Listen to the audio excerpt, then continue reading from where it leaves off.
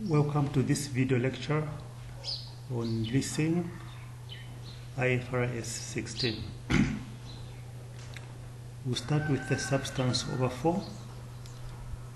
Certain types of contracts where a company leases an asset from another company are very similar in substance to the outright purchase of that asset. This is true even if legal title to the asset never passes to the lessee. If these leases are accounted for in accordance with the strict legal form, a company's assets and liabilities are likely to be understated with a subsequent impact on gearing and other ratios. Before this standard, companies had a choice of whether to include certain assets on their balance sheets and whether to include certain liabilities on the balance sheet. When they acquired assets, just because the legal title did not pass to the entity, some companies chose not to include those assets under the non-current assets. And yet they were using those assets to generate income. At the same time, they were making payments to the lessor for the usage of those assets, but those payments to the lessors were not included under liabilities to show that they are owing these payments, even though the payments were going to be made over a long period of time. This led to what is known as off-balance sheet financing. So under IFRS 16, the lessee, the one who acquires the asset, must recognize assets and liabilities for all leases with a term of more than 12 months unless the underlying asset is of a low value.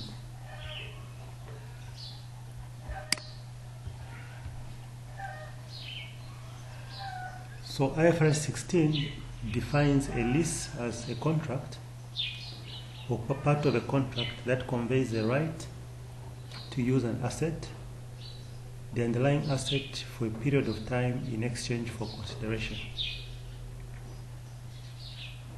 The underlying asset is an asset that is the subject of a lease for which the right to use that asset has been provided by a lessor to a lessee. So in a lease contract, there are two parties. There is the lessor, the one who buys the assets and provides the asset to the lessee, the one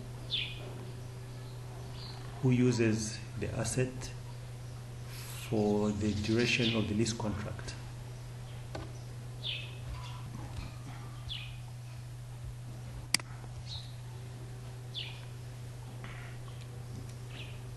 The key is the right to control the use of the asset. And this right can be identified by having the lessee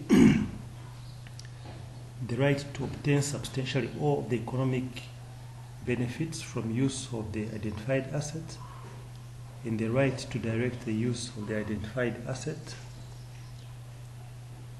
The right to direct the use of the identified asset arises either if the customer has the right to direct how and for what purpose the asset is used during the whole of its period of use, or the relevant decisions about use are predetermined and the customer can operate the asset without the supplier having the right to change those operating instructions, or a customer design the asset in a way that predetermines how and for what purpose the asset will be used throughout the period of use.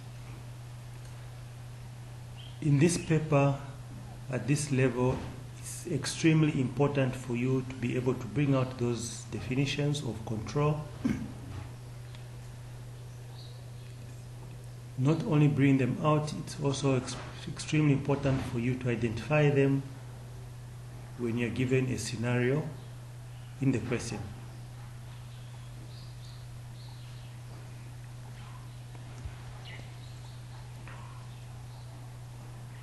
For a lessee not to control the asset, then a lessee will not control the asset, the use of the unidentified asset, if the lessor can substitute the underlying asset for another asset during the lease term and would benefit economically from doing so. Now, in a lessee-lessor arrangement or in a lease contract arrangement, the lessor still maintains the maintenance of the assets and as well as the repairs. So if, for example, the asset has a problem and the lessor has to take the asset away for repairs, the lessor may substitute that particular asset with another asset so that the lessee can continue to operate.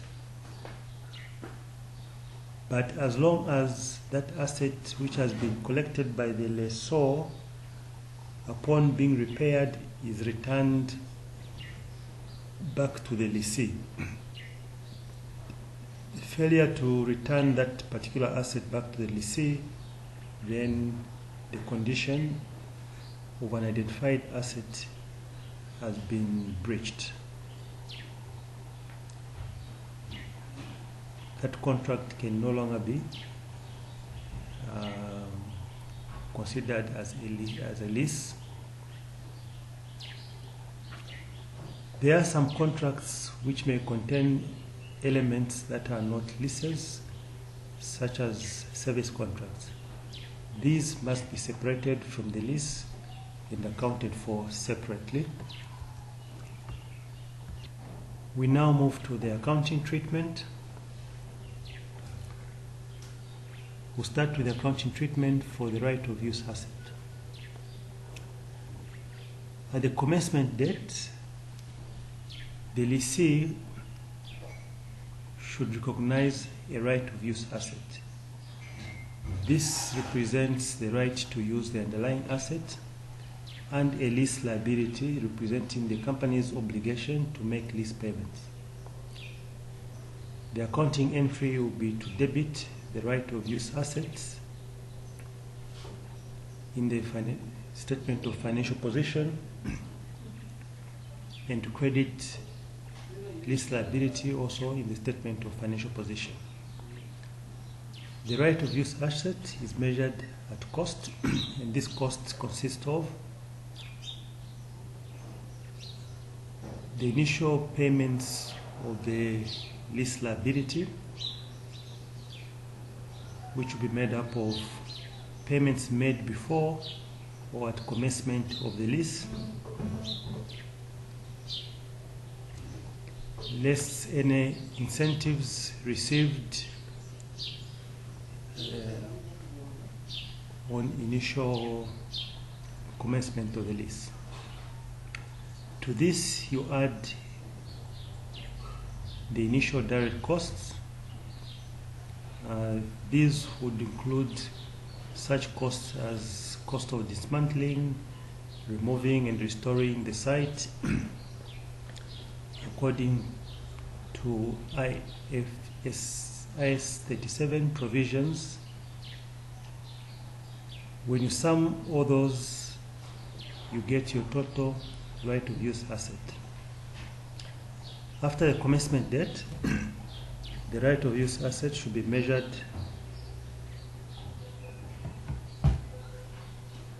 using the cost model in IFRS16, unless the right of use asset is an investment property or the revaluation model applies.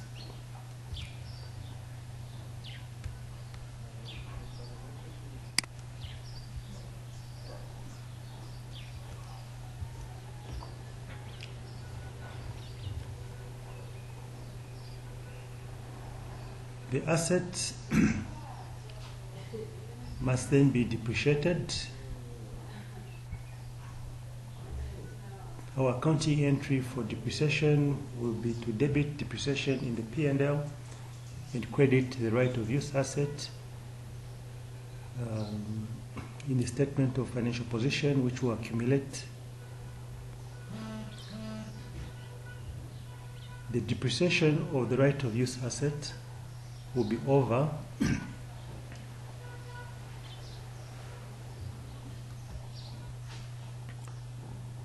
the shorter of the useful life of the asset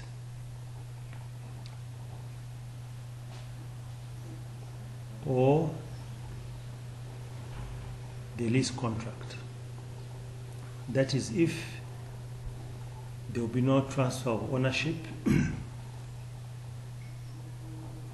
of the asset, or there is no purchase option clause in the contract. However, if ownership transfers at the end of the lease term, then the depreciation should be based on the useful life of the asset.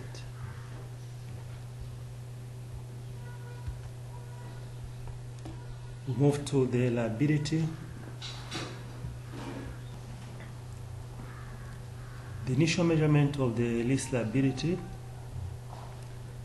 is that at the start of the lease liability is measured at the present value of future lease payments, including any expected payments at the end of the lease, discounted at the interest rate implicit in the lease. If the rate cannot be easily determined, then you can use the lessee's incremental borrowing rate. However, the rates are usually given to you in the exams. We move to the lease payments.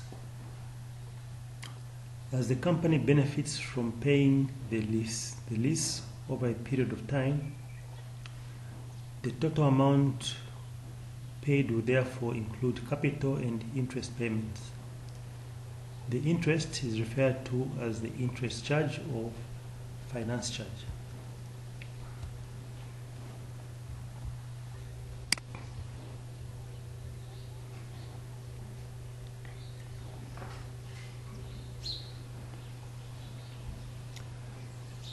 IFRS 16 requires the finance charge to be allocated to periods during the lease term so as to produce a constant periodic rate of interest on the remaining balance of the liability in each period.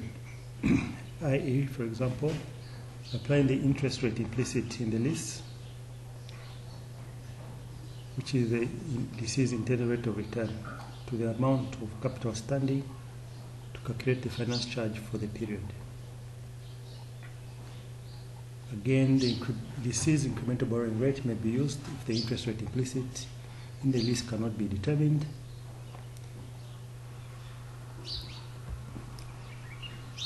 Now, you should realize that when the lessee makes the lease payments, they do not make the lease rentals payment separate from the finance charge. Within the lease rentals is included the interest rate or the finance charge. But you have to compute you have to do another calculation for the interest rate to show the split in between the principal and the interest. Although the payment is just done as one payment by the lessee. So consequently, at the start of the lease, the lease charges will be large as the outstanding lease liability is large. Towards the end of the lease's life, the finance charge will be smaller as the outstanding lease liability is smaller. This is commonly called an actuarial method. We continue in the second video where we'll look at an example question.